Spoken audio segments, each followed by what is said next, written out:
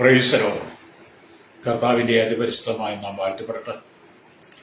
ഈ നല്ല സമയത്ത് ഓർത്ത് ദൈവത്തെ സ്തുതിക്കുകയും വാഴ്ത്തുകയും ചെയ്യുന്ന വിവിധ സ്ഥലങ്ങളിൽ രാജ്യങ്ങളുമായിരുന്ന ദൈവവചനം കേൾക്കുന്ന എല്ലാ പ്രിയപ്പെട്ടവർക്കും കർത്താവായ യേശു ക്രിസ്തുവിന്റെ വിലയേറിയ നാമത്തിൽ എന്റെ സ്നേഹവന്ദനം. അല്പസമയത്ത് ദൈവവചന ചിന്തയ്ക്കായി ഒരു ദൈവവചന ഭാഗം വായിക്കുന്നു. ലൂക്കോസ് എഴുതിയ സുവിശേഷം 15-ാം അധ്യായം അതിന്റെ 24-ാമത്തെ വാക്യം. അവിടെ ഇങ്ങനെ എഴുതിയിരിക്കുന്നു: ഈ എന്റെ മകൻ മരിച്ചവനായിരുന്നു, വീണ്ടും ജീവിച്ചു, കാണാതെ പോയിരുന്നു, കണ്ടു കിട്ടിയിരിക്കുന്നു എന്ന് പറഞ്ഞു. അങ്ങനെ അവർ ആനന്ദിച്ചു തുടങ്ങി. Praise the Lord. വളരെ അനുഗ്രഹിക്കപ്പെട്ട വചനം. നമ്മൾ ചിന്തിച്ചു നോക്കുമ്പോൾ നമ്മൾ ധ്യാനിക്കുന്ന വചനം ഈ എന്റെ മകൻ മരിച്ചവനായിരുന്നു, വീണ്ടും ജീവിച്ചു എന്നുള്ളതാണ്. ഒരു വീണ്ടും ജനനമുണ്ട് ഇവിടെ. കാരണം മരിച്ചു പോയ വ്യക്തി ജീവിക്കവും വീണ്ടും ജനനമാണല്ലോ. പാപത്തിൽ മരിച്ച വ്യക്തി പാപങ്ങൾ ഏറ്റുപറഞ്ഞ് മടങ്ങി വരുമ്പോൾ ഒരു വീണ്ടും ജനനം എന്ന് പറഞ്ഞതുപോലെ ഈ മകന്റെ ജീവിതത്തിൽ ആ ഒരു അനുഭവമാണ്. ഹല്ലേലൂയ. ഈ അധ്യായത്തില് ലൂക്കോസ് പറഞ്ഞ 3 ഉപമകളെ കുറിച്ച് നമ്മൾ പഠിക്കുന്നത്. കാണാതെ പോയ ആട്, കാണാതെ പോയ ദ്രഹ്മ, കാണാതെ പോയ മകൻ. ഹല്ലേലൂയ. അപ്പൊ ഈ സ്നേഹവാനായ പിതാവിന് ഉണ്ടായിരുന്നത് ഹല്ലേലൂയ 2 പുത്രന്മാരാണ്. ആദ്യത്തെ 100 ആട് ഒന്ന് നഷ്ടപ്പെടുന്നു, രണ്ടാമത്തെ 10 ദ്രഹ്മയിൽ ഒന്ന് നഷ്ടപ്പെടുന്നു, മൂന്നാമത്തേത് വിലപ്പെട്ട കാര്യങ്ങളാണ്. കാരണം പിതാവിനുള്ള 2 പുത്രന്മാരിൽ ഒരു പുത്രനാണ് നഷ്ടപ്പെടുന്നത്. ഹല്ലേലൂയ. അപ്പൊ അതിൽ ഒരുവൻ കാണാതെ പോയി. ആ പിതാവിന്റെ ഹൃദയം എത്രമാത്രം വേദനിച്ചിരിക്കും. തന്റെ മകൻ നഷ്ടപ്പെട്ടു പോയതിൽ ഹൃദയം ഉരുകുന്ന, വേദനിക്കുന്ന, സങ്കടപ്പെടുന്ന ഒരു നല്ല പിതാവിനെ നമുക്കവിടെ കാണാൻ കഴിയും. ഹല്ലേലൂയ. അപ്പോൾ ഒരുവന് ആടുകൾ നഷ്ടപ്പെടാം. Praise the Lord. ആടുകൾ നഷ്ടപ്പെടാം, മാടുകൾ നഷ്ടപ്പെടാം. ആടുമാടുകൾ നഷ്ടപ്പെടാം എന്ന് പറഞ്ഞാൽ അവനതൊക്കെ നഷ്ടപ്പെട്ടെന്ന് വരാം. അവന്റെ ദ്രഹ്മ അല്ലെങ്കിൽ വെള്ളിക്കാശുകൾക്ക് നഷ്ടപ്പെട്ടു എന്ന് വരാം. Praise the Lord. എന്നാൽ സ്വന്തം മകൻ നഷ്ടപ്പെട്ടാൽ എങ്ങനെ സഹിക്കും? ആടുമാടുകൾ നഷ്ടപ്പെട്ടാലും ദ്രഹ്മ നഷ്ടപ്പെട്ടാലും ഒക്കെ സഹിക്കുവാൻ പറ്റുമെങ്കിലും അല്ലെങ്കിൽ സ്വന്തം മക്കൾ നശിക്കുക, അല്ലെ സ്വന്തം മകൻ നശിക്കുമ്പോൾ ആ പിതാവിന്റെ ഹൃദയത്തിലെ വേദന ഹല്ലേലൂയ. കാരണം ആകാശത്തിലെ പറവകളെക്കാളും പക്ഷികളെക്കാളും ഒക്കെ കാട്ടിലെ പുഷ്പങ്ങളെക്കാളും നാട്ടിലെ പുഷ്പങ്ങളെക്കാളും ഈ പ്രകൃതിയിലുള്ള സകലത്തിനേക്കാളും വിലയേറിയതാണ് മനുഷ്യന്റെ ആത്മാവ്. അല്ലെങ്കിൽ സകലത്തിനേക്കാൾ വിലയേറിയതും ശ്രേഷ്ഠമായതുമായ മനുഷ്യന്റെ ആത്മാവ്. അപ്പോൾ ഒരു മനുഷ്യൻ നഷ്ടപ്പെട്ടപ്പോൾ ആ പിതാവിന്റെ ഹൃദയത്തിന്റെ ദുഃഖം എത്ര വലുതായിരുന്നു എന്ന് നമ്മൾ മനസ്സിലാക്കണം. ഹല്ലേലൂയ. Praise the Lord. അവൻ എന്തുമാത്രം വിശേഷതയുള്ളവനായിരുന്നു, അവൻ എത്രമാത്രം ശ്രേഷ്ഠനായിരുന്നു. ആ പിതാവിന്റെ മകൻ പിതാവിൽ നിന്ന് അകന്നു പോയപ്പോൾ നിറകണ്ണുകളോടുകൂടി നോക്കി നിൽക്കുന്ന പിതാവ് നോക്കി നിൽക്കുക. സ്വന്തം മകൻ തനിക്കുള്ളതെല്ലാം സ്വരൂപിച്ച് ദൂരദേശത്തെ യാത്രയാകുമ്പോൾ സ്വന്തം അപ്പനെയും വീട്ടിലുള്ളവരെ അനുസരിക്കാതെ താൻ പോകുമ്പോൾ നിറകണ്ണുകളോടെ ഒരുപക്ഷെ തന്റെ വീടിന് മുമ്പത്ത് നോക്കി നിൽക്കുന്ന പിതാവിനെ നിങ്ങൾ ശ്രദ്ധിച്ചു നോക്കിയാട്ട് അദ്ദേഹത്തിന്റെ ഹൃദയത്തിന്റെ വേദന, അല്ലെങ്കിൽ അദ്ദേഹത്തിന്റെ നൊമ്പരങ്ങൾ, ഹൃദയം പിടിച്ച് കലങ്ങിയ ഹൃദയത്തോടെ നിൽക്കുന്ന ആ പിതാവ്. ഇതുപോലെയാണ് സ്നേഹിത നമ്മുടെ കർത്താവ് കേട്ടോ. ഈ ലോകത്തിലെ സകല പുഷ്പങ്ങളെക്കാളും സകല വൃക്ഷലതാദികളെക്കാളും ഈ പ്രകൃതിയിലുള്ള എന്തിനേക്കാളും ശ്രേഷ്ഠമായതാണ് മനുഷ്യൻ. ആ മനുഷ്യൻ പാപത്താൽ നിറയപ്പെട്ട് പാപത്തിൽ മരിച്ച് ദൈവത്തിൽ നിന്ന് അകന്നു പോകുമ്പോൾ ഹല്ലേലൂയ നമ്മുടെ കർത്താവ് എത്ര വേദനിക്കുന്നുണ്ട് നിങ്ങൾ ചിന്തിക്കണം. Praise the Lord. കാരണം മനുഷ്യൻ എത്ര വിലപ്പെട്ടതാ. ഹല്ലേലൂയ. അത് തന്നെയുമല്ല, നമ്മൾ ഒന്നുകൂടെ ചിന്തിച്ചാൽ വീണ്ടെടുക്കപ്പെട്ട ദൈവമക്കൾ പലരും പാപത്തിൽ വീണ്ടും പാപത്തിന് അധീനമായ ശരീരത്തിലേക്ക് പോകുമ്പോൾ, ദൈവത്തെ വിട്ട് പോകുമ്പോൾ, ഈ മകൻ വീട് വിട്ട് പോയതുപോലെ പല ദൈവമക്കളും ദൈവകൃപയിൽ നിന്ന് പോകുമ്പോൾ, ദൈവകൃപ വിട്ട് പോകുമ്പോൾ, സഭയിൽ നിന്ന് പോകുമ്പോൾ, വിശ്വാസത്തിൽ നിന്ന് പോകുമ്പോൾ, നമുക്ക് വേണ്ടി കാൽവരി ക്രൂശിൽ അവസാനത്തുള്ള രക്തം വരത്തുന്ന അവിടെ പാപത്തിന് പരിഹാരം വരുത്തിയ കർത്താവ്. ഹല്ലേലൂയ. ഇന്ന് ഉയരത്തിൽ മഹിമയുടെ വലത്ത് ഭാഗത്തിരിക്കുന്ന പിതാവിന്റെ കർത്താവിന്റെ ഹൃദയം എത്രമാത്രം വേദനിക്കുന്നുണ്ടാവും. നിങ്ങൾ ശ്രദ്ധിച്ചിട്ടുണ്ടോ? രക്തം ചെയ്യും. നമ്മുടെ ഈ ഉപമകളൊക്കെ നമുക്ക് നല്ലതാണ്. പക്ഷെ നമ്മൾ അതിനെക്കുറിച്ച് ശരിയായിട്ട് ചിന്തിക്കുമ്പോൾ നമുക്ക് നമ്മുടെ ദൈവമായിട്ട് എത്രമാത്രം ബന്ധമുണ്ട് എന്ന് നമ്മൾ തിരിച്ചറിയണം. രക്തം ചെയ്യും. പ്രൈസലോ. നിങ്ങൾ ഓരോരുത്തരും ദൈവാത്മാവ് സംസാരിക്കുന്ന വചനങ്ങളാണ്. ഇതൊക്കെ ഒരുപാട് കേട്ടിട്ടുണ്ടോ? നിങ്ങൾ പറയും ഞങ്ങൾ ഒരുപാട് കേട്ടിട്ടുണ്ട്, ഞങ്ങൾക്ക് ഇതെല്ലാം കാണാപ്പാടം അറിയാമെന്ന് പറയുന്ന വിദഗ്ധന്മാരുമൊക്കെ ഉണ്ട്. അവരവിടെ നിൽക്കട്ടെ. അവർക്ക് കാണാപ്പാടം അറിയാത്തത് കൊണ്ടാണ് ഹല്ലേലൂയ സ്തോത്രം, ഹല്ലേലൂയ ആമേൻ സ്തോത്രം, അവർ കാണാപ്പാടം അറിയാമെന്ന് പറയുന്നത്. കാണാപ്പാടം അറിയാത്തത് കാണാപ്പാടാണ് എന്ന് പറഞ്ഞാൽ ചിലപ്പോൾ സഭയിൽ ബൈബിൾ വാക്യം വായിക്കാൻ പാടെങ്കിൽ ചിലർ ബൈബിൾ നിവർക്കത്തില്ല. ചില ബൈബിൾ നിവർത്ത് ഇങ്ങോട്ട് ചേർത്ത് പിടിച്ചുകൊണ്ട് വാക്യം വായിക്കും. അതൊട്ടും ശരിയാകത്തില്ല. ഈ കഴിഞ്ഞ ഞായറാഴ്ച എൻ്റെ സഭയിൽ ഞാൻ വാക്യം വായിക്കാൻ പറഞ്ഞു. എന്താ വായിക്കുന്നത്? യോഹന്നാനെ കുറിച്ച് ആദ്യം 1-ാം അധ്യായം 1-ാം വാക്യം വായിക്കാനാണ്. അപ്പോൾ ഒരു സഹോദരൻ ബൈബിൾ ഇങ്ങോട്ട് ചേർത്തിട്ട് വായിക്കാൻ തുടങ്ങി. അവർ തെറ്റാണ്, അങ്ങനെ വായിക്കേണ്ടത്. വേറെ പുസ്തകങ്ങളൊക്കെ വായിക്കാൻ തുടങ്ങി. കാണാതെ പറയാൻ അറിയാമെങ്കിൽ അത് ശരിയായിട്ട് പറഞ്ഞിരിക്കണം. അല്ലെങ്കിൽ പിന്നെ ഇവിടെ പണി നടക്കത്തില്ലെന്നു. അപ്പോഴത്തെ മുഖമൊക്കെ കാത്തും. അതാണ് ചിലരുടെ ഭാവമൊക്കെ അങ്ങനെ. എന്തോ അറിയാം എന്നുള്ള ചില പ്രവർത്തികൾ. അറിയാവുന്ന കാര്യം അറിയാമെന്ന് പറയാവുന്നു, അറിയാത്ത കാര്യങ്ങൾ അറിയത്തില്ലെന്ന് പറഞ്ഞാണ്. അവരുടെ കുറവുകളൊന്നുമില്ല. എന്നെ സംബന്ധിച്ച് അങ്ങനെ. എനിക്കറിയത്തില്ലാത്ത കാര്യം ഞാൻ അറിയത്തില്ലെന്ന് പറയും. അതിനകത്ത് നാണവും ലജ്ജയൊന്നും എനിക്കില്ല. അറിയാത്ത കാര്യം അറിയത്തില്ലെന്ന് വേണ്ടി പറയും. എല്ലാം അറിയാവുന്നൊന്നും എനിക്കില്ല കേട്ടോ. ഞാനങ്ങനെ ചിന്തിക്കാറില്ല. കാരണം ഞാൻ നിങ്ങളെക്കാളൊക്കെ അറിവ് കുറഞ്ഞ മനുഷ്യനാണെന്ന് വിശ്വസിക്കുന്ന ആളാണ് ഞാൻ. പ്രൈസലോ. അത് ഏതെന്തുമാകട്ടെ, ഇവിടെ നമ്മൾ ചിന്തിക്കുമ്പോൾ ഇവിടെ ഈ എൻ്റെ മകൻ മരിച്ചവനായിരുന്നു, വീണ്ടും ജീവിച്ചു, കാണാതെ പോയിരുന്നു, കണ്ടുകിട്ടിയിരിക്കുന്നു എന്ന് പറഞ്ഞാൽ ഈ എൻ്റെ മകൻ മരിച്ചവനായിരുന്നു എന്ന് പറഞ്ഞ് ഇന്ന് ലോകത്തിലുള്ള സകല ജനങ്ങളും മരിച്ചവരാ, പാപത്തിൽ മരിച്ചവരാ.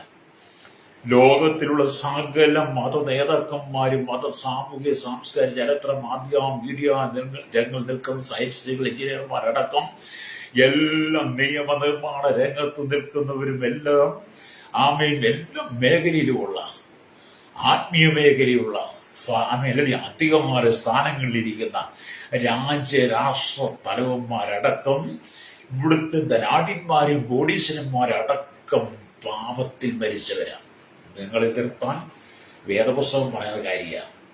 എല്ലാവരും പാപത്തിൽ മരിച്ചവരാണ്. സ്വർഗത്തിൽ നിന്ന് പിതാവ് ഈ ലോകത്തിലുള്ള 800 കോടി ജനത്തെ നോക്കിയിട്ട് നിങ്ങൾ ഓരോരുത്തരും വ്യക്തമായി പറയുകയാണ്, വ്യക്തിപരമായി പറയുകയാണ്, ഈ എൻ്റെ മകൻ മരിച്ചവനായിരുന്നു, ഈ എൻ്റെ മകൾ മരിച്ചവളായിരുന്നു. പ്രൈസലോ. നിങ്ങൾക്ക് നിഷേധിക്കാൻ കഴിയുമോ? ഒരിക്കലും നിങ്ങൾക്ക് നിഷേധിക്കാൻ കഴിയില്ല. നീ ഏതെങ്കിലും വിധത്തിൽ പാപസ്വഭാവത്തിൽ നീ മരിച്ചവളാണ് സഹോദരി, നീ മരിച്ചവനാണ്. ഇന്നത്തെ കാലഘട്ടത്തിൽ സകല ജനങ്ങളും മരിച്ചു കിടക്കി സകല മനുഷ്യനെ മരണത്തിലേക്ക് കൊണ്ടുപോയതാണ് മൊബൈല്. ഈ കാലഘട്ടത്തിൽ സകല മനുഷ്യൻ പാപത്തിന്റെ അധീനതയിലേക്ക് വളച്ചു കൊണ്ടുപോയി, വലിച്ചു കൊണ്ടുപോയി അവനെ പാപത്തിന്റെ ചുഴിയിലിട്ട് ചുഴറ്റുക. അല്ലരിയ. നിങ്ങൾ ഈ ആറുകളും തോടുകളും വലിയ തോടുകളും ഈ കായലുകളും ഒക്കെ ചില സ്ഥലത്ത് ഈ ആറുകളൊക്കെ വന്നു കൂടുന്ന വലിയ ചുഴിയുണ്ട്. ആ ചുഴിക്കകത്തേക്ക് കമ്പും കച്ചറയെല്ലാം വന്ന് കറക്കി അടിച്ച് ആ ചുഴിയിലേക്ക് വീഴുന്ന ഒരു അനുഭവം നിങ്ങൾക്ക് ശ്രദ്ധിക്കണമെങ്കിൽ കാണണം. എന്ന് പറഞ്ഞ പോലെ പാപത്തിന്റെ ചുഴിയിലേക്ക് ഇന്നത്തെ കാലഘട്ടം സകല മനുഷ്യ ഈ ഭൂമിയിലുള്ള സകല ജനത്തെ വലിച്ചിഴച്ചിരിക്കുകയാണ്. അതുകൊണ്ട് ഇന്ന് ഈ പിതാവ് പറഞ്ഞു, ഈ എൻ്റെ മകൻ മരിച്ചവനായിരുന്നു. നിങ്ങളെ നോക്കി പറയാം, നിങ്ങൾ മരിച്ചവരാണ്, പാപത്തിൽ മൊബൈലിൽ മരിച്ചവരാണ്. സ്വതന്ത്രം. നമുക്ക് ഈ മൊബൈലൊക്കെ ആവശ്യമാണ്. പക്ഷെ അതിൻ്റെ ആവശ്യങ്ങൾക്ക് വേണ്ടി മാത്രം നീ ഉപയോഗിക്കാവുള്ളൂ. അനാവശ്യമായ കാര്യങ്ങൾക്ക് വേണ്ടി നീ ഉപയോഗിച്ച് അതിനായിട്ട് സമയം നീ വേർതിരിക്കുമ്പോൾ നീ മരിച്ചവനാണ്. ഹല്ലേലൂയ. സ്തോത്രം. ഇപ്പം കാണാതെ പോയിരുന്നു, കണ്ടുകിട്ടിയിരുന്നു. അവനെ കണ്ടുകിട്ടിക്കഴിഞ്ഞപ്പോൾ ഈ പിതാവിന്റെ സന്തോഷം എന്ന് പറഞ്ഞാൽ ഇളയ മകൻ തന്റെ പിതാവിന്റെ സ്വത്തുക്കൾ അലിയെ വീതിച്ച് തരുവാൻ ആവശ്യപ്പെട്ടപ്പോൾ ശാഠ്യം പിടിച്ചപ്പോൾ 2 മക്കളാണ്, ഇളയ മക്കൾ. അപ്പ എനിക്ക് എന്റെ സ്വത്ത് വേണം, എനിക്ക് എന്റെ മുതൽ വേണം. ഞാൻ ഒരുപാട് കാലമായി അങ്ങേ സേവിക്കുന്നു, അങ്ങ് പറയുന്നത് കേൾക്കുന്നു, അങ്ങ് പറയുന്ന അനുസരിച്ച് ചേട്ടൻ പറയുന്നത് കേൾക്കുന്നു. ഇനി എന്നെ കൊണ്ട് പറ്റത്തില്ല. അപ്പന്റെയും അമ്മയുടെയും ചേട്ടന്റെയും ശകാനം കേട്ട് എനിക്ക് ഇവിടെ നിൽക്കാൻ പറ്റത്തില്ല. അതുകൊണ്ട് എന്റെ സ്വത്ത് എനിക്ക് വീതിച്ചു തരണം. ഈ പിതാവ് എന്ത് ചെയ്തു? മകന്റെ ശാഠ്യത്തിന് സ്വത്ത് വീതിച്ചു കൊടുത്തു. ഹല്ലേലൂയ. ആ പിതാവിന്റെ ഹൃദയം എത്രമാത്രം ദുഃഖിച്ചിരിക്കും. ഇന്ന് ഇതുപോലെ എത്രയോ മക്കൾ വീട് വിട്ടിറങ്ങിപ്പോയി. വീട്ടിൽ അപ്പന്റെ അമ്മയുടെ സഹോദരങ്ങളുടെ സ്നേഹം വേണ്ട എന്ന് പറഞ്ഞ് സ്വത്തിന് വേണ്ടി തർക്കമുണ്ടാക്കി ബഹളമുണ്ടാക്കി ഹല്ലേലൂയ അത് വാങ്ങിയെടുത്ത് പോയവരെത്ര പേരാ. പ്രൈസറോ. അങ്ങനെ വഴക്കുണ്ടാക്കുന്ന ഒത്തിരി പേരുണ്ട് കേട്ടോ. സ്തോത്രം. ഞാൻ നിങ്ങളൊരു ഉദാഹരണം പറയും. എൻ്റെ വീട്ടിൽ അല്പ സ്ഥലമാണുള്ളത്. ആ സ്ഥലം എനിക്ക് തരാതിരിക്കാൻ വേണ്ടി എൻ്റെ അപ്പനും അമ്മയും എൻ്റെ പെങ്ങന്മാരോട് കൂടി എന്തെല്ലാം പ്രശ്നം ഉണ്ടാക്കി അവസാനം എൻ്റെ നാട്ടിൽ പോലീസ് സ്റ്റേഷനിൽ കൊണ്ട് കേസ് കൊടുത്ത് പോലീസുകാർ വിളിച്ച് എന്നെ ചീത്ത പറഞ്ഞ് ബോധം പറഞ്ഞ് അവസാനം ഞാൻ ഗതികെട്ട പറഞ്ഞ് നിങ്ങൾ എടുത്തോളാൻ പറഞ്ഞു. അല്ലേ ഹരിയ സോദരം. അങ്ങനെയൊക്കെ ഉള്ള കുടുംബങ്ങളുണ്ട്. എൻ്റെ ഒരു അനുഭവം പറയും. നിങ്ങൾ അന്വേഷിച്ച് നിങ്ങൾക്ക് മനസ്സിലാകുന്നതൊക്കെ. ഇതൊക്കെ വിളിച്ച് പറഞ്ഞത് എൻ്റെ ഒരു സത്യമായതുകൊണ്ടാണ് പറഞ്ഞത്. അങ്ങനെയൊക്കെയുള്ള ഒരുപാട് പേരുണ്ട് കേട്ടോ. സ്തോത്രം. അപ്പൊ ഈ സ്തോത്രം ഈ ആമേലൂയ ഇസ്രായേൽ ജനം അല്ലേ ആമി പിതാവിനോട് കൂടെ ഇതിരുന്നപ്പോൾ അവരുടെ ജീവിതം സന്തോഷമായിരുന്നു. എന്നാൽ ഇസ്രായേലിൽ നിന്ന് ദൈവസാന്നിധ്യം നഷ്ടപ്പെട്ടപ്പോൾ അവർ ദുഃഖിതരായി എന്ന് പറഞ്ഞ പോലെ വീണ്ടെടുക്കപ്പെട്ട ദൈവമക്കളോടൊപ്പം കർത്താവായ യേശുക്രിസ്തുവിന്റെ സാന്നിധ്യം ഉണ്ടായിരുന്നപ്പോൾ അവരുടെ ജീവിതത്തിൽ സന്തോഷത്തിനും സമാധാനത്തിനും കാരണമായിരുന്നു. എന്നാൽ മൊബൈൽ എന്ന് പറയുന്ന പാപരോഗത്തിൽ വിഷാദരോഗത്തിൽ അവരകപ്പെട്ട് വീണ് കഴിഞ്ഞപ്പോൾ എന്ത് ചെയ്തു? ഇന്ന് ദൈവമോ നകന്നുപോയി, സഭയിൽ നകന്നുപോയി. സഭയ്ക്കകത്തും ഇത് തന്നെയാണ്. അതുപോലെ ലോകജനം മുഴുവൻ അല്ലേലൂയ അതെല്ലാം കണ്ടിട്ട് നമ്മുടെ പിതാവ് ദുഃഖി. എൻ്റെ മകൻ മരിച്ചവനായിരുന്നു ഹല്ലേലൂയ. അവൻ വീണ്ടും ജീവിക്കാൻ വേണ്ടി വീണ്ടും ജനം നൽകാൻ വേണ്ടി കാണാതെ പോയവനെ കണ്ടു കിട്ടാൻ വേണ്ടി നമ്മുടെ പിതാവ് ഇന്നും സ്വർഗം നിന്നെ നോക്കിയിരിക്കുക സഹോദര സഹോദരി. പ്രൈസലോ ഹല്ലേലൂയ. അപ്പൊ നോക്കിയ നമ്മെ സ്തോത്രം. ഈ മകൻ ജീവനോടെ വരുന്നത് നോക്കിയിരിക്കുന്ന പിതാവ് ഹല്ലേലൂയ. നമ്മള് ഇന്നത്തെ കാലഘട്ടത്തില് എത്രയോ മക്കളെ പിതാവിനെ കൊല്ലുന്നത്. സ്വന്തം പിതാവിനെ കൊന്ന് കളയാൻ യാതൊരു മടിയുമില്ലാത്ത ഒരു കാലഘട്ടത്തിലെ ഇന്ന് നമ്മൾ കടന്നു പോകുന്നത്. അങ്ങനെ എന്തെല്ലാം സംഭവങ്ങൾ ഇവിടെ നടന്നു കഴിഞ്ഞു. ഇപ്പോഴും എന്തെല്ലാം സംഭവിക്കുന്നു എന്ന് പറഞ്ഞാൽ എന്നെ കേൾക്കുന്ന നിന്നെ പാപത്തിൽ നിന്ന് രക്ഷിച്ച് നിന്റെ പാപത്തിന് പരിഹാരം വരുത്തുവാൻ, നിനക്ക് നിത്യത തരുവാൻ, നിന്നെ ദൈവരാജ്യത്തിന്റെ അവകാശിയായി ദൈവമകനാക്കി മാറ്റുവാൻ വേണ്ടിയിട്ട് സ്വർഗം വിട്ട് ഇറങ്ങി വന്ന കർത്താവ് നിനക്ക് വേണ്ടി ക്രൂശിൽ ചുമന്നു. അവന്റെ ക്രൂശിലെ മരണത്തിലൂടെ നിനക്കൊരു വീണ്ടെടുപ്പ് തന്ന് നിന്നെ ദൈവരാജ്യത്തിന്റെ മുഴുവൻ അവകാശിയാക്കി മാറ്റിക്കഴിഞ്ഞപ്പോൾ നീ വീണ്ടും പാപത്തിൽ വീഴുമ്പോൾ ഒരിക്കൽ നിനക്ക് വേണ്ടി പാപത്തിൽ ഭരിച്ച കർത്താവിനെ നീ രണ്ടാമത് വീണ്ടും ക്രൂശിക്കുക. ഇന്നത്തേക്ക് പിതാവ് മക്കളെ കഴുത്തിറക്കുന്ന പോലെ നീ വീണ്ടും നിന്നെ വീണ്ടെടുത്ത കർത്താവിന് രോഗവാദം വരുത്തിയും അവരെ ക്രൂശിക്കുന്നവരാണ്. അതിനുള്ള എബ്രായ ലേഖനം വായിച്ച 6-ാം അധ്യായം അവിടെ എഴുതി ലഭിച്ചിട്ടുണ്ട്.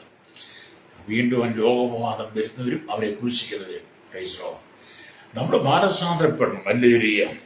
ഇവിടെ ദൈവത്തിന്റെ വചനം പറയുന്നത് സുവിശേഷം 15-ാം അധ്യായം ഹല്ലേലൂയ അതിന്റെ 13-ാമത്തെ വാക്യം തൊട്ടൊക്കെ വായിക്കുമ്പോൾ നമുക്ക് മനസ്സിലാക്കാൻ കഴിയുന്നത്, പിന്നെയും അവൻ പറഞ്ഞത്, ഒരു മനുഷ്യൻ 2 പുത്രന്മാർ ഉണ്ടായിരുന്നു. അവരുടെ ഇളയവൻ അപ്പനോടപ്പം വസ്തുവിൽ എനിക്ക് വരേണ്ടുന്ന പങ്ക് തരണമേ എന്ന് പറഞ്ഞു. അവൻ അവർക്ക് മുതൽ പകർത്തു കൊടുത്ത് 7 നാൾ കഴിയും മുമ്പേ ഇളയ മകൻ സകലവും സ്വരൂപിച്ച് ദൂരദേശത്തേക്ക് യാത്രയെ അവിടെ ദുർനടപ്പുകാരനായി ജീവിച്ചു വസ്തു നാനാവിധമാക്കി കളഞ്ഞു. തനിക്കുള്ളതെല്ലാം കിട്ടിയിട്ട് താൻ ദൂരദേശത്ത് ദുർനടപ്പുകാരനായി വ്യഭിചാരികളോടൊപ്പം ജീവിച്ച് തന്റെ അധാർമികമായ വ്യഭിചാര പരസംഗ അശുദ്ധിയിലും ദുഷ്കാമത്തിലുമുള്ള ആ കഠിനമായ ജീവിത മുഖാന്തരം തന്റെ സ്വത്തുക്കൾ മുഴുവൻ നാനാർത്ഥമാക്കി കളഞ്ഞു. ഹല്ലേലൂയ. എത്ര ആളുകൾ അങ്ങനല്ലേ. ഹല്ലേലൂയ. എന്ന് പറഞ്ഞ ഇളയ മകൻ നല്ല ഉദ്ദേശത്തോടുകൂടി ഭാഗം വീതിച്ചു തരുവാൻ ചോദിച്ചതല്ല. ഒരു തൊഴിലോ അല്ലെങ്കിൽ ഒരു വ്യാപാരമോ ആരംഭിക്കുവാൻ ചോദിച്ചിരുന്നാലും സാരമില്ലായിരുന്നു. ഇനി അവൻ ചോദിച്ചത് നല്ല ഉദ്ദേശത്തോട് തന്നെയല്ല. ഇനി അവന്റെ വസ്തുവൊക്കെ അവൻ മേടിച്ച് ഒരു നല്ല തൊഴിൽ ആരംഭിക്കുവാനോ നല്ലൊരു കമ്പനിയോ ഫാക്ടറിയോ ഒരു ബിസിനസ്സോ ഒക്കെ ആരംഭിക്കാനോ അവൻ ചോദിച്ചിരുന്നെങ്കിലും അങ്ങനെയെങ്കിലും ആ പിതാവിനെ ആശ്വസിക്കാമായിരുന്നു. അതിനൊന്നും അല്ലവൻ ചോദിച്ചത്. ഹല്ലേലൂയ. അവൻ വേശ്യകളോട് ചേർന്ന് തന്റെ സ്വത്തുക്കളെ നശിപ്പിക്കുവാനായിട്ടാണ് ചോദിച്ചത്. അവൻ അപ്പന്റെ വീട്ടിൽ നിന്ന് ഇപ്പം തുറന്നപ്പം വ്യഭിചാരമൊന്നും പറ്റത്തില്ല. അതുകൊണ്ട് അപ്പന്റെ വീട് വിട്ടു പോയാലേ അവന് പരസ്ത്രീകളുമായിട്ട് ജീവിക്കാൻ പറ്റത്തുള്ളൂ. അതുകൊണ്ട് അവൻ ഈ സ്വത്ത് വിഭാഗിച്ചു തരണമെന്ന് പറഞ്ഞത്.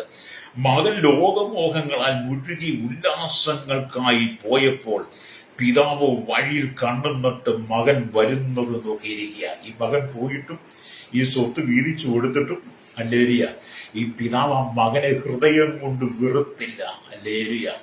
നമ്മളൊക്കെ ആണെങ്കിൽ ഹൃദയം കൊണ്ട് വെറുത്തിട്ട് നീ മുടിഞ്ഞു പോവുകയുള്ളൂ, നീ ഇനി കോണം പീഡിക്കത്തില്ല, നീ നശിച്ചു പോവുകയുള്ളൂ എന്നൊക്കെ എത്ര പിതാക്കന്മാർ പറയാൻ നമ്മൾ കേട്ടിട്ടുണ്ടല്ലേ. ഞാനൊക്കെ എന്റെ ചെവിക്കൊണ്ട് ഞാൻ കേട്ടിട്ടുണ്ട് കേട്ടോ. ഹല്ലേലൂയ, സ്തോത്രം, പ്രൈസ് ദി ലോർഡ്.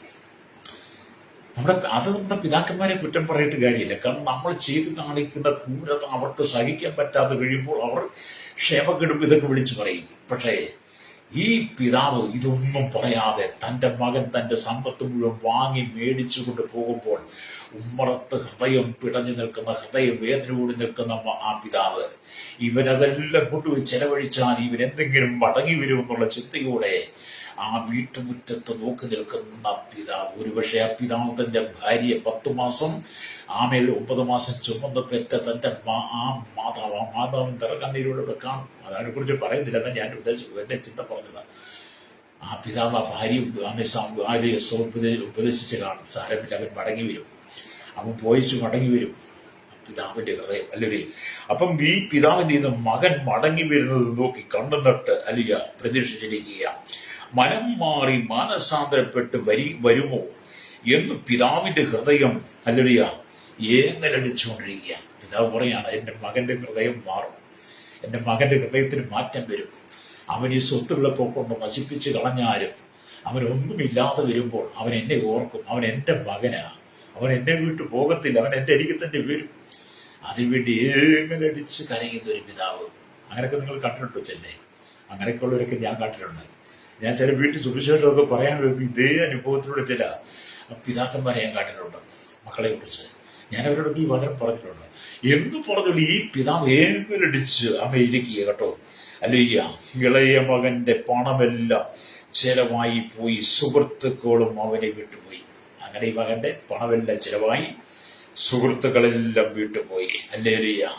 ഭയങ്കരമായ ക്ഷാമം ഹല്ലേലൂയ ആ ദേശത്തിൽ പടർന്നു പിടിച്ചു. ഭയങ്കരമായ ക്ഷാമം ആ ദേശത്ത് വന്നു. അവിടെ ഇങ്ങനെ എഴുതിയിരിക്കുന്നു, ലൂക്കോസ് 15-ാം അധ്യായം 15-ാമത്തെ വാക്യം വായിക്കുമ്പോൾ കാണുന്നത്, എന്നാൽ ഹല്ലേലൂയ ഏറെ നാൾ കഴിയുമ്പോ ഇളയ മകൻ സകലവും സ്വരൂപിച്ച് ദൂരദേശത്ത് യാത്രയായി. അവിടെ തുറന്നെടുപ്പുകാരനായി ജീവിച്ച് വസ്തു നാനാവിധമാക്കളും എല്ലാം ചെരുവിട്ട് ആ ദേശത്ത് കഠിന ക്ഷാമം ഉണ്ടായിട്ട് അവന് മുട്ടു വന്നു തുടങ്ങി. ആ ദേശത്ത് എല്ലാം തീർന്നു, ദേശത്ത് കഠിന ക്ഷാമം, അവൻ മുട്ടു വന്നു തുടങ്ങി. അല്ലേരിയ ആ അവന് മുട്ടു വന്നു തുടങ്ങി. അല്ലേരിയ അവൻ എന്താണ്? അല്ലേരിയ സ്തോത്രം. 16-ാമത്തെ വാക്യം, ആ ദേശത്തിലെ പൗരന്മാരിൽ ഒരുത്തിനെ ചെന്ന് ആശ്രയിച്ച് അവനെ തന്റെ വയലിലെ പന്നികളെ മേയ്ക്കാൻ അയച്ചു. പന്നികളെ തിന്നുന്ന വാളവര് കൊണ്ട് വയറ് നിറപ്പം അവൻ ആഗ്രഹിച്ചുവെങ്കിലും അതും അവനാരും കൊടുത്തില്ല. പന്നിക്ക് കൊടുക്കുന്ന വാളവരെന്ന് ഒരു ഭക്ഷ്യസാധനമാണ്, പുല്ല് വിതറക്കുക അല്ലെങ്കിൽ അതിനെക്കുറിച്ച് പല വ്യാഖ്യാനങ്ങളുണ്ട്. അല്ലെങ്കിൽ അതുപോലും അവന് കിട്ടിയില്ലെന്ന്, അത്രമാത്രം പട്ടിണി കൊണ്ട് കൂട്ടും പീരി കൊള്ളുക. വീട്ടിൽ സുഭിക്ഷമായി ജീവിച്ച അപ്പന്റെ തണലിൽ, അമ്മയുടെ തണലിൽ, സഹോദരന്റെ തണലിൽ ജീവിച്ച ഈ മകൻ സകലതും നശിപ്പിച്ചു കഴിഞ്ഞപ്പോൾ ദേശത്ത് ക്ഷാമം വന്നു, പട്ടിണി വന്നു. അവൻ ആ ദേശത്തിലെ പൗരന്മാരിൽ ആശ്രയിക്കുന്നു. അവന് ജോലി കൊടുക്കുന്ന എന്താ? പന്നികളെ മേയിക്കുന്ന ജോലി.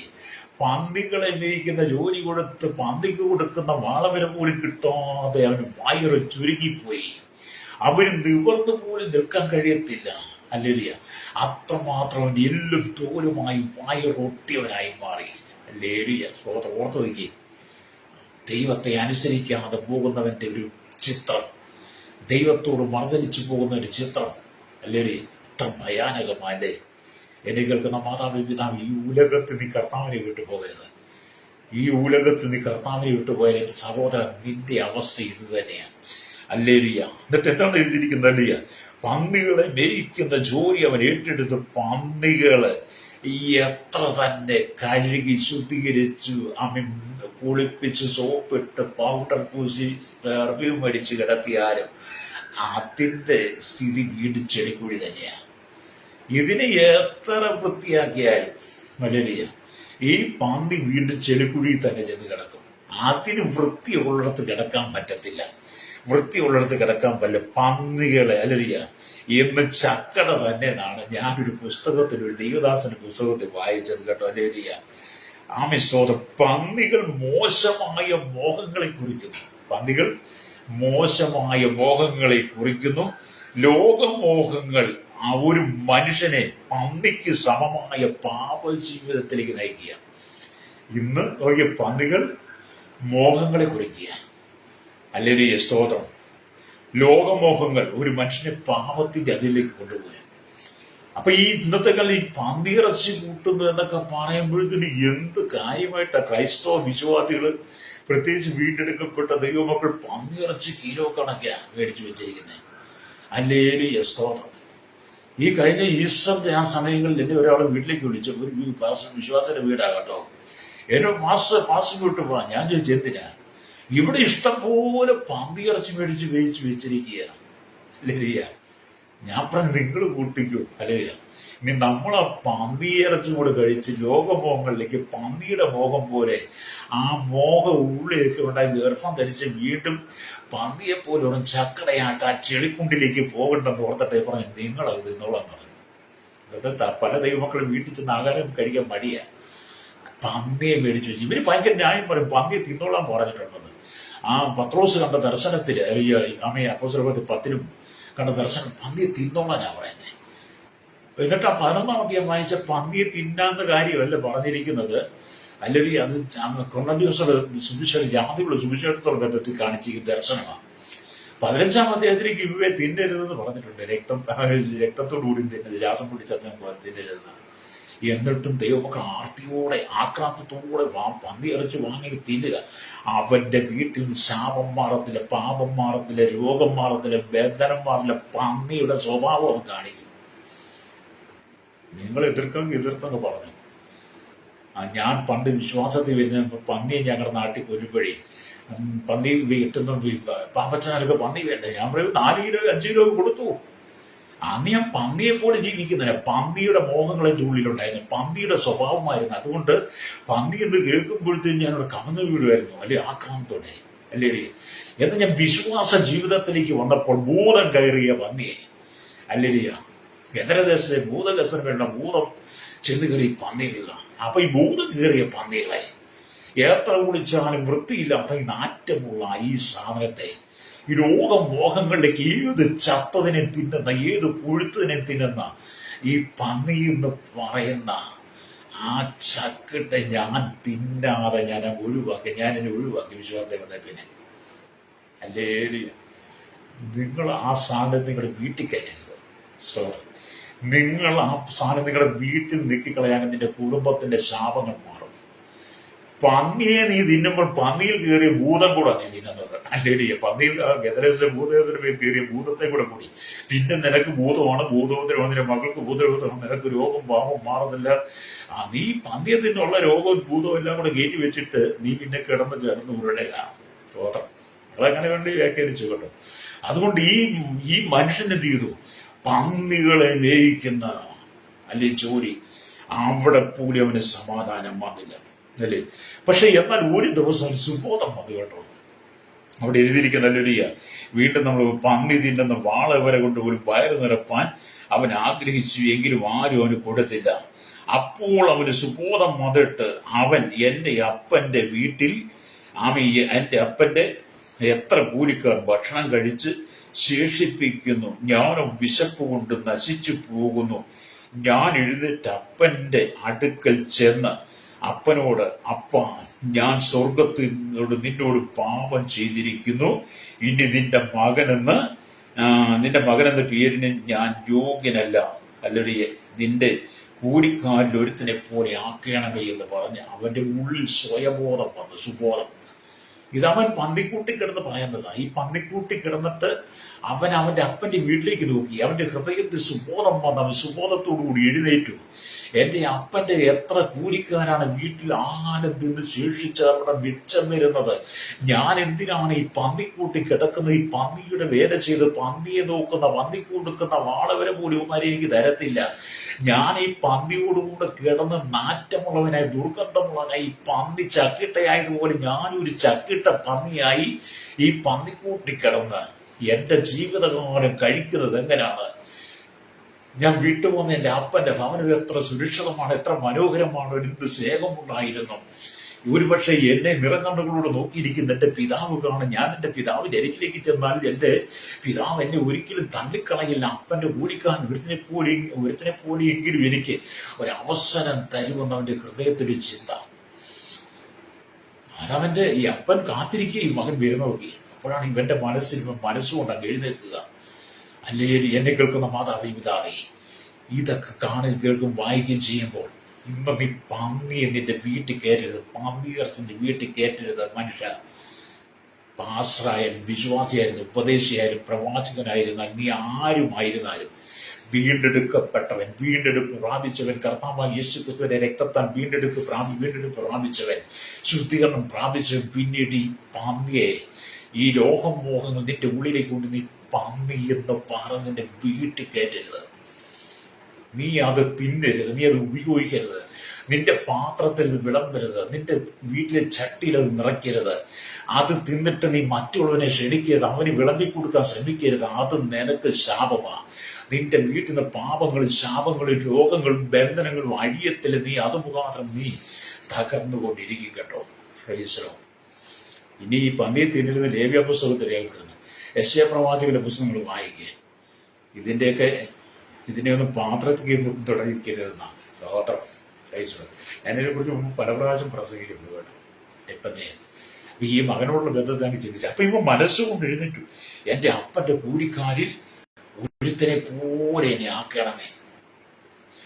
ഒരുപക്ഷെ ഈ സ്നേഹവാനായ പിതാവ് ഓരോ ദിവസവും എഴുന്നേക്കും.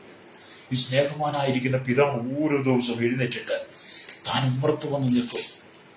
എന്റെ മകൻ വരുന്നുണ്ടോ അല്ലെങ്കിൽ അങ്ങനെയല്ലേ അപ്പന്മാർ? അങ്ങനെയല്ലേ മക്കള് ജോലിക്ക് പോയാൽ, മക്കള് വേലയ്ക്ക് പോയാൽ അല്ലെങ്കിൽ സ്തോത്രം നോക്കിയിരിക്കും.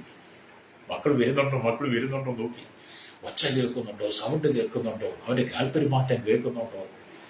അങ്ങനെ കേൾക്കുന്നുണ്ടെങ്കിൽ പെട്ടെന്ന് മകൻ വരുന്ന കാണുമ്പം അപ്പനത് എടി ഭാര്യയെ വിളിക്കും, എടി മോൻ വരുന്നുണ്ട് കേട്ടോ, അവൻ വരുന്നുണ്ട്, അവന് വെള്ളമൊക്കെ എടുത്തു വെച്ച് കൊടുക്കുക. അങ്ങനെ കാത്തിരിക്കുന്ന പിതാവ്, പിതാവിന്റെ ഹൃദയം നീ തിരിച്ചറിയണം. എന്നെ കേൾക്കുന്ന സഹോദര സഹോദരി, നീ ദൈവത്തെ അറിഞ്ഞിട്ടും ദൈവം നോർത്ത് അവന് നന്ദി കാണിക്കുകയോ അവനെ ബഹുദ്ധീകരിക്കുകയോ ചെയ്യാതെ ഈ ലോകത്തിന് സുബലോൽമങ്ങളിൽ വീണ ഈ പന്നിക്കുട്ടി കിടക്കുന്ന ഈ മനുഷ്യനെ പോലെ നീ തകർന്ന് തരിപ്പണമായി ഇന്ന് നീ അതേ അനുഭവത്തിലാണെങ്കിൽ നിന്റെ കാത്തിരിക്കുന്ന ഒരു പിതാവുണ്ട്. നിന്റെ മടങ്ങി വരവിന് വേണ്ടി കേട്ടോ, നീ മടങ്ങി വരാൻ വേണ്ടി കാത്തിരിക്കുന്ന ഒരു പിതാവുണ്ട്. ആശ്ചര്യമായ പിതാവിനെ കാത്തിരിക്കുന്നെങ്കിൽ ആമീൻ, നിന്റെ എന്റെ രക്ഷകനായിരിക്കുന്ന വീണ്ടെടുപ്പുകാനായിരിക്കുന്ന കർത്താവായ യേശുക്രിസ്തു നീ പാപം വിട്ടു മടങ്ങി വരാൻ വേണ്ടി കാത്തിരിക്കുക. ആരാധനയ്ക്ക് പോകാതെ, പ്രാർത്ഥനയ്ക്ക് പോകാതെ ആമീൻ മൊബൈലും തോണ്ടി കുത്തിക്കൊണ്ടിരിക്കുന്ന, മൊബൈലും തോണ്ടി സമയം ചെലവഴിക്കുന്ന, രാത്രിയും പകലുമില്ലാതെ മൊബൈലിന് അഡിക്റ്റായി മാറിയിരിക്കുന്ന ആമീൻ സ്തോത്രം, പ്രാർത്ഥനയിൽ ആരാധന വചനധ്യാനമില്ല, മൊബൈലിൽ അടിമപ്പെട്ടിരിക്കുന്ന നിന്റെ ഹൃദയത്തിനകത്തെ ആ പന്നി സ്വഭാവത്തെ മാറ്റിയിട്ട് നീ മടങ്ങി വരുന്ന നോക്കി പിതാവ് കാത്തിരിക്കുക. അവനിപ്പോൾ പ്രാർത്ഥിക്കാൻ വരും. കുടുംബ പ്രാർത്ഥന ഇപ്പോൾ നടക്കും, പ്രഭാത പ്രാർത്ഥന ഇപ്പോൾ നടക്കുമെന്നോർത്ത് നിന്നെ കാത്തിരിക്കുന്ന ഈ മകനെ കുറിച്ച് കാത്തിരിക്കുന്ന പിതാവ്. ഹല്ലേലൂയ. അവിടെ വചനം വായിക്കുമ്പോൾ അല്ലെ ഇവൻ പറഞ്ഞ് എന്റെ അപ്പന്റെ വീട്ടിലേക്ക് എനിക്ക് ചെല്ലണം മനസ്സുകൊണ്ട് എന്ന് പറഞ്ഞ് അങ്ങനെ അവൻ എഴുന്നേറ്റ് അപ്പന്റെ അടുക്കൽ പോയി. അങ്ങനെ അവൻ എഴുന്നേറ്റ് അപ്പന്റെ അടുക്കിലേക്ക് പോവുകയാണ്. അപ്പൊ മനസ്സിലായി, ഇനി എനിക്ക് ഈ നാട്ടിലെ പൗരന്മാരെയും വേണ്ട, ദേശപ്രമാണികളെയും വേണ്ട, ഇവിടെ തുറന്നുറപ്പാതെ ജീവിക്കാൻ ഇവിടുത്തെ ഒന്നിനെയും വേണ്ട, ഇവിടുത്തെ സ്നേഹിതന്മാരെയും വേണ്ട. എനിക്ക് ഈ പന്നിക്കൂട്ടിലെ ജോലിയും വേണ്ട, പന്നികളോടുള്ള വാസവും വേണ്ട. ലേരിയ അതിന്റെ കൂടെ കിടന്ന് ഞാൻ ദുർഗന്ധം അനുഭവിക്കുന്നവരെ എത്ര കുളിച്ചാലും പന്നിയുടെ നാറ്റം പോകത്തില്ല. അതുകൊണ്ട് പോലെ തന്നെ ഈ അല്പകാലം പന്നിക്കൂട്ടി കിടന്നുള്ളെങ്കിൽ ഇവരിപ്പം പന്നിക്ക് സമാനമാണ്. നാറ്റം പിടിച്ചവനാ. അവൻ അവിടെ നിന്ന് എഴുന്നേറ്റു, അപ്പന്റെ വീട്ടിലേക്ക് ചെന്നു. അല്ലേരിയ അപ്പന്റെ അടുക്കിലേക്ക് പോയി. ദൂരത്തു നിന്ന് തന്നെ അപ്പൻ അവനെ കണ്ട് മനസ്സരിഞ്ഞ് ഓടിപ്പോയി അവന്റെ കഴുത്ത് കെട്ടിപ്പിടിച്ച് അവനെ ചുംബിച്ചു. കാരണം ഈ അപ്പൻ എല്ലാ ദിവസവും ഈ ഇപ്പുറത്ത് വന്ന് നോക്കിയിരിക്കുക. അവൻ വരും, അവൻ വരും, അവൻ എന്നെ വിട്ടു പോകാൻ പറ്റത്തില്ല. അവൻ എന്റെ മകനാണ്, അവനെ ഞാൻ ജനിപ്പിച്ചതാണ്, അവനെ ഞാൻ വളർത്തിയതാണ്, പുലർത്തിയതാണ്. അവൻ എന്റെ മാറിലെ ചൂടേറ്റ് വളർന്നവനാ. അവനെ താലോലിച്ചിട്ടുള്ള സ്നേഹം കൊടുത്തിട്ട് എന്റെ സ്നേഹം അവന് മറക്കാൻ പറ്റത്തില്ല. അവൻ എന്നെ ഉപേക്ഷിച്ചാലും, എന്റെ മറ്റു മകനെ ഉപേക്ഷിച്ച്, എന്റെ ഭാര്യ ഉപേക്ഷിച്ചാലും, എന്റെ വീട്ടിലുള്ള എല്ലാവരും അവൻ ഉപേക്ഷിച്ച് പോയാലും അവൻ മടങ്ങി വരും എന്ന് കാത്തിരിക്കുന്ന ഈ പിതാവ് ഫ്രൈസറോ രക്തം ചെയ്യും. അങ്ങനെയൊക്കെയാ മാതാപിതാക്കൾ കേട്ടോ. അല്ലേ ഈ മാതാപിതാക്കളെയൊക്കെ ഓർഫനേജ് ഹോമിൽ കൊണ്ട് തള്ളുന്ന സൗകര്യമാരെ ലേറിയ ആമി നിന്നെയൊക്കെ വളർത്തി പ്രാപ്തരാക്കി നിന്നെയൊക്കെ വലുതാക്കി കഴിയുമ്പോൾ അപ്പനും അമ്മയ്ക്കും പ്രായമായി കഴിയുമ്പോൾ അവർ ഗുരുവർക്കാരും അവർക്ക് ദേഷ്യവും ചാട്ടിയും വരുമ്പോൾ അവരെ വില്ലും മടലെടുത്തടിക്കുന്ന മരുമോളുടെ വാക്ക് കേട്ടിട്ട് സ്വന്തം അപ്പനെ ചവിട്ടിക്കൂട്ടുന്ന സഹോദര, അവസാനം അപ്പനെയും അമ്മയും നോക്കാൻ പറ്റാതെ ഇവരെ എവിടെയെങ്കിലും കൊണ്ട് തള്ളികളെന്ന് പറഞ്ഞ വല്ല അമ്പലമ്പുഴത്തെ പള്ളിപ്പറമ്പിലോ വല്ല പൂരപ്പറമ്പ് ഉത്സവപ്പറമ്പിലോ കൊണ്ടത്തള്ളി, ഇനി വല്ല റെയിൽവേ സ്റ്റേഷൻ ബസ് സ്റ്റോപ്പിലെ കൊണ്ട് തള്ളുന്ന സഹോദര, ഇത് എങ്ങും വേണ്ടെങ്കിൽ അവരെ വൃത്തമന്ദിരത്തിൽ കൊണ്ട് തള്ളിയിട്ട് വീട്ടിൽ വന്ന് സുഖലോലഭം ചെയ്ത് നയിക്കുന്ന നീയും നിന്റെ കുടുംബവും നിന്റെ തലമുറയും ഈ അനുഭവിക്കാൻ പോകുന്നതേ ഉള്ളൂ കേട്ടോ. നീ നിന്റെ അപ്പനോടും അമ്മയോടും ചെയ്ത ക്രൂരതയുടെ ആ ക്രൂരതയ്ക്ക് തക്ക നീ പ്രാപിക്കും. അപ്പനെയും അമ്മയും കൊണ്ട് ഓൾട്ടേജ് റൂമിലിട്ടേച്ച് വീട്ടിൽ പുളച്ചു മതിച്ച് ജീവിക്കുന്ന മരുമോളും മോനും, അല്ലെങ്കിൽ സ്വന്തം ഭർത്താവിനെ കൊണ്ട് വൃത്തമന്ദിരത്തിലിട്ടേച്ച് വീട്ടിൽ കിടന്ന് പുളയ്ക്കുന്ന സൗകര്യമാർ 10-40 വർഷം 45 വർഷം വിദേശത്ത് പോയി പ്രവാസിയായി ജോലി ചെയ്തിട്ട് അധ്വാനിച്ചത് മുഴുവൻ ചോര നീരാക്കിയത് മുഴുവൻ നാട്ടിലേക്ക് അയച്ച് നാട്ടിൽ ഭാര്യയുടെ മക്കളെ പിടിച്ച് സമ്പത്ത് മുഴുവൻ വാങ്ങി ഇട്ടിട്ട് ഈ പ്രവാസിയായി പിതാവ് പ്രായമായിപ്പോ നാട്ടിൽ വന്ന് കാമൻ നടുവെന്നവർക്ക് അനന്ന് നിവർന്നു കിടക്കാൻ ഭാര്യയുടെ മക്കളെ സന്തോഷം അനുഭവിക്കാൻ വന്നപ്പം വീട്ടിൽ നാട്ടി ഓടിച്ച് ഇറക്കിവിട്ട സഹോദരിയെ വഴിയിൽ അലഞ്ഞു നടക്കുന്ന അനവധി പിതാക്കന്മാരുണ്ട്. അനവധി ആളുകളെ വൃത്തമന്ത്രിക്കാർ ഏറ്റെടുത്തിട്ടുണ്ട്. അവിടെ കിടന്ന് അവർ കണ്ണുനീർ തൂക്കുന്നത് നീ കണക്ക് കൊടുക്കേണ്ടി വരും, നീ മറുപടി പറയേണ്ടി വരും. പ്രൈസറോ കണ്ട് ഇവിടെ ഈ പിതാവിനെ കണ്ടുപിടിക്കുക. ഈ മകൻ വരുന്നത് നോക്കിയിരിക്കുക എന്ന് പറഞ്ഞാൽ ഒരു ദിവസം അവന് ബുദ്ധി വന്നു അവരുക. ആ പിതാവിനെയും പിതാവിന്റെ ഭവനത്തെയും കുറിച്ച് ചിന്തിച്ച് പിതാവിനോട് തന്റെ എല്ലാ കുറ്റങ്ങളും പാപങ്ങളും ഏറ്റുപറഞ്ഞ് പിതാവിനോട് ചേരണമെന്ന് അവൻ ആഗ്രഹിച്ചു. മകൻ തിരിച്ചു വരുന്ന ആ രംഗത്തെ നിങ്ങളുടെ കണ്ണുകൊണ്ട് നോക്കുമ്പോൾ, മകൻ മടങ്ങി വരുന്ന ആ രംഗത്തെ നിങ്ങളുടെ കണ്ണുകൊണ്ട് കാണണം. അല്ലേ കണ്ണുകൊണ്ട് നോക്കുമ്പോൾ അവൻ വരുന്നുണ്ട്.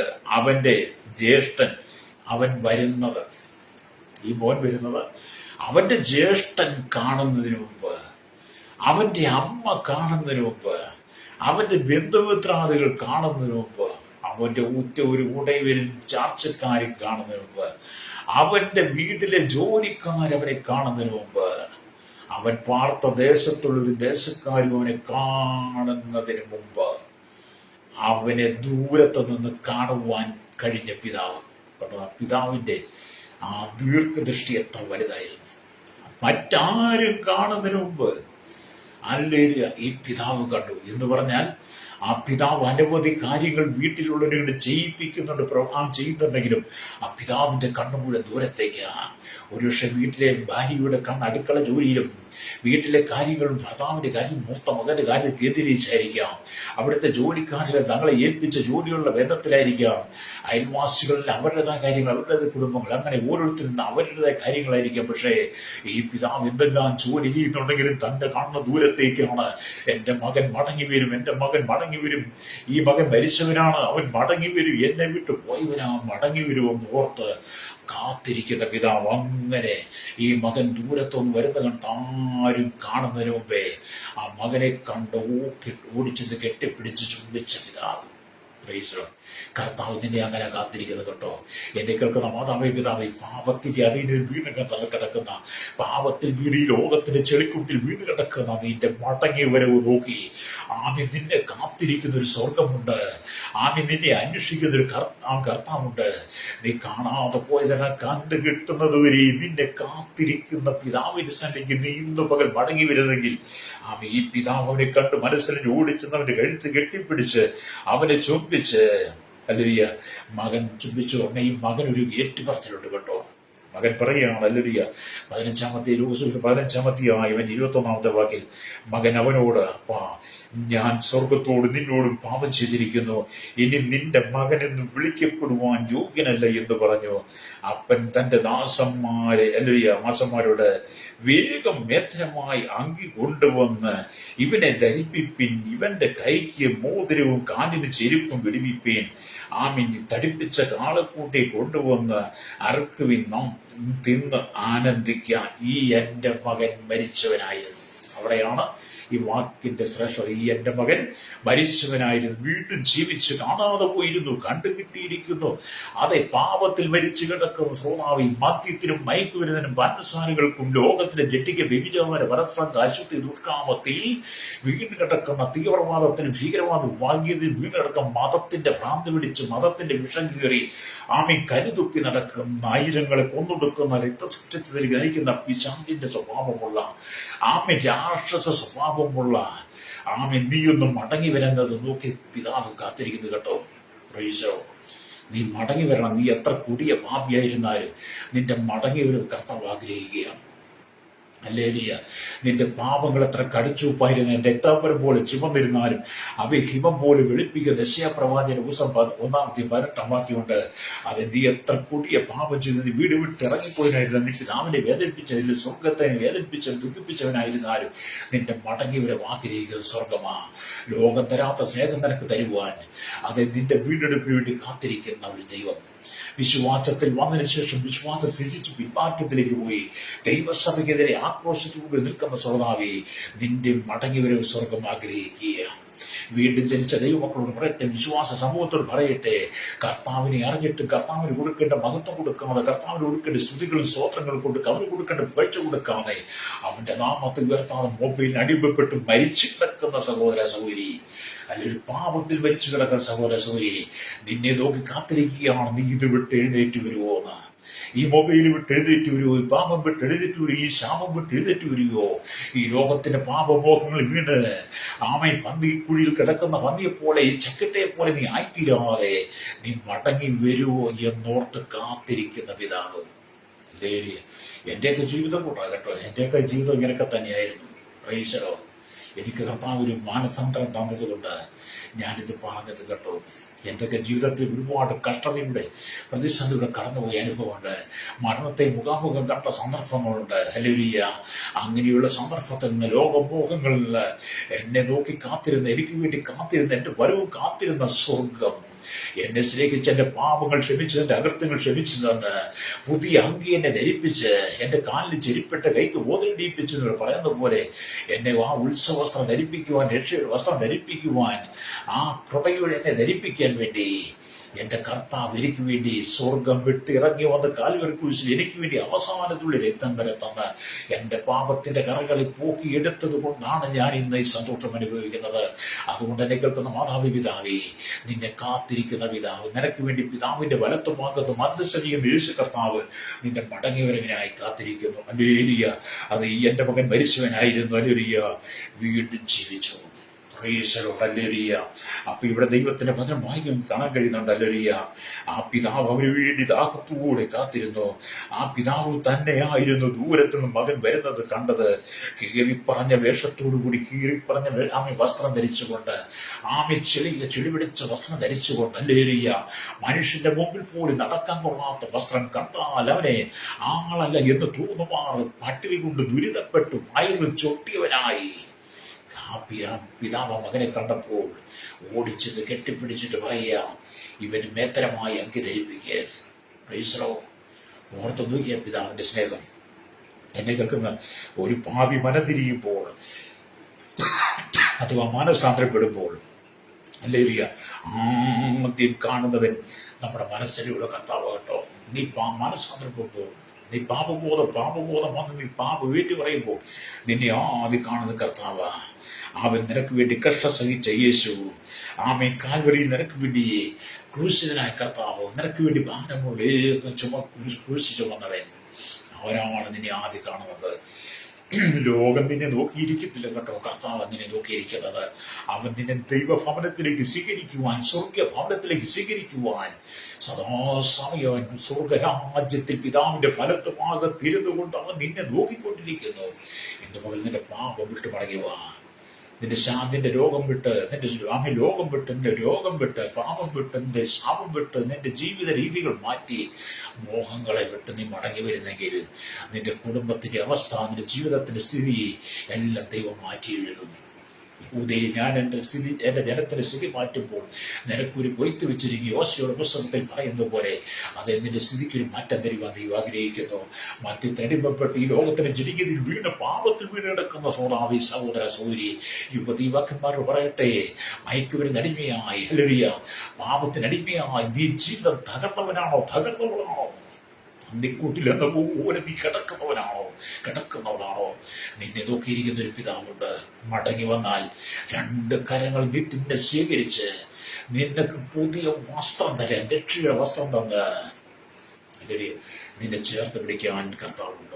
ആരെങ്കിലും ഇന്ന് പാപത്തിൽ ജീവിക്കുന്നുണ്ടെങ്കിൽ ഈ മകന്റെ മടങ്ങിയവരിൽ ആ പിതാവ് സ്നേഹിച്ചുപോലെ നിന്നെ സ്നേഹിക്കാൻ യേശു ആഗ്രഹിക്കുന്നു. അങ്ങനെ ഹൃദയം നിനക്ക് കൊടുക്കാമോ? യേശുവിനോട് നിന്നെ ഏൽപ്പിച്ചു കൊടുക്കാമെങ്കിൽ എന്നോടൊപ്പം പ്രാർത്ഥിച്ചാണ് നിന്റെ ജീവിതത്തിൽ സ്ഥിതി മാറും. പരിശുദ്ധങ്ങളെ നല്ലധികം യേശുവിന്റെ പിതാവി, ഈ വചനം കേട്ടുകൊണ്ടിരിക്കുന്ന വൃദ്ധൻ ജനങ്ങളെ, ജാതി മത വർഗ വർണ്ണ വ്യത്യാസങ്ങളിലോട്ട് ഓർപ്പാരുന്നവരെ, ശൈശവത്തിൽ, ബാല്യത്തിൽ, കൗമാരി, യൗവനത്തിൽ வாழ்ന്നവർ, അനുവൃത്തർ, അശനയാചകർ, ഓർഫനേജ്, വോട്ടജുവിൽ തടവറയിലായിരിക്കുന്ന സകല ലോക രാജ്യങ്ങളിലുള്ള 800 കോടിയധികം ജനത്തിനായി സകല അലിയ സ്തോത്രം, സകല അലിയ രാജ്യരാഷ്ട്ര തലന്മാരടക്കം എല്ലാ പ്രിയപ്പെട്ടവരെയും, എല്ലാ മതങ്ങളെയും മതഭേദക്കന്മാരെ, പാപത്തിന്റെ പാപത്തിച്ചുള്ളിൽ വീണ് പന്നിക്കൂട്ടിൽ എന്ന പോലെ ചെളിക്കൂട്ടി കിടക്കുന്ന ലോകമോഹങ്ങളിൽ വഴുതി വീണിരിക്കുന്ന സകല ജനത്തെ ഇവിടുത്തെ കരങ്ങളിൽ ഏൽപ്പിക്കുന്ന കർത്താവേ, ഈ ജനത്തെ മാനസാന്തരം കൊടുക്കണമേ, പാപബോധം കൊടുക്കണമേ, ഒരു മടങ്ങി വരവ് കൊടുക്കണമേ. സകല മഹത്വം യേശുവിന്റെ നാമത്തിൽ തന്നെ. ആമേൻ.